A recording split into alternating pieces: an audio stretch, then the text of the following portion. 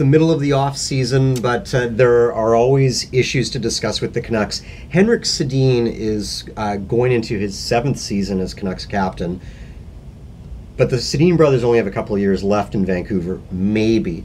So of course, we asked the question, who could succeed Henrik as captain? Iain, thoughts on who's top of mind for you? Well, I think Bo Horvat, from the time he arrived, all of 2 years ago, somehow seems like he's been longer a Canuck than he has been 2 seasons. But he has so much leadership to him, so many leadership qualities. And also, Henrik Sedin and Daniel, I think they know something about leadership as well, given what they've done. And they both praise Horvat in how he conducts himself and how he leads by example. And unless a better candidate comes along, I think Bo Horvat is the guy, but I'm not so sure it's only 2 more years for the Sedins. We'll see how they are 2 seasons from now. It wouldn't surprise me if they signed extensions year by year after that, and if Henrik is the captain for more than just a couple more years. You know, the whole thing about Bo, guys, is his small town upbringing, and the fact that when he was with the London Knights, one of the better junior franchises in the country, he learned about being out in the charitable community. And you see how he's tied to everything with the Canucks when they're out there at the hospitals or Canuck Place. The fact that Bo's demeanor, when he had that 27-game goalless funk this year, he's very respectful. You go into the room, he understands our job. He didn't pout. He just went back to work and tried to supplant Brandon Sutter. So he's everything right. That's about the Canucks. He's respectful. He works hard.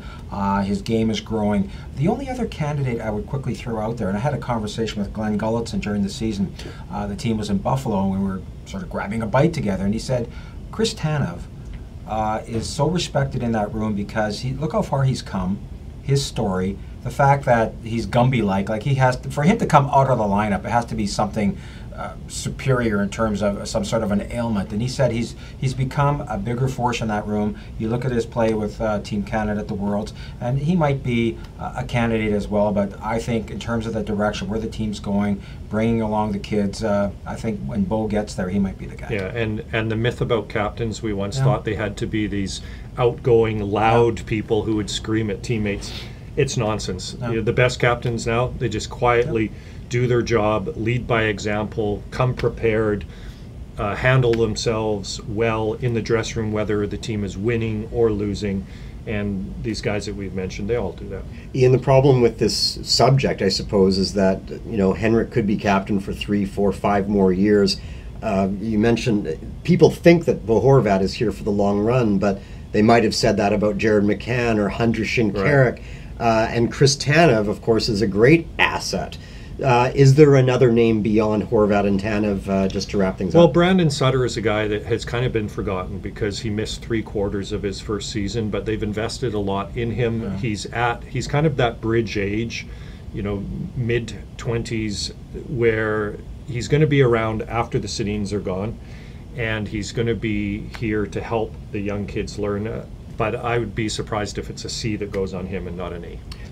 Plus, I mean, Sutters do traditionally have letters on their jerseys, don't they? What's going to be interesting, too, they brought Eric Branson in here for a lot of different reasons. Obviously, to be a lot tougher to play in their own zone. He's 24 years old, and the management spoke to the fact that they needed that bridge guy in terms of the young guys, a guy in that age group, to bring that group along. If they re-sign him and he continues to play well, he might be a candidate. I think the interesting thing is in the departure of Hamhuis, who wears the A? Daniel Sedin, obviously. Do you give it to Burrows because he's back, or do you put one on Bo? Right, and that'll be an interesting issue in October and may give some hint about the next captain of the Canucks.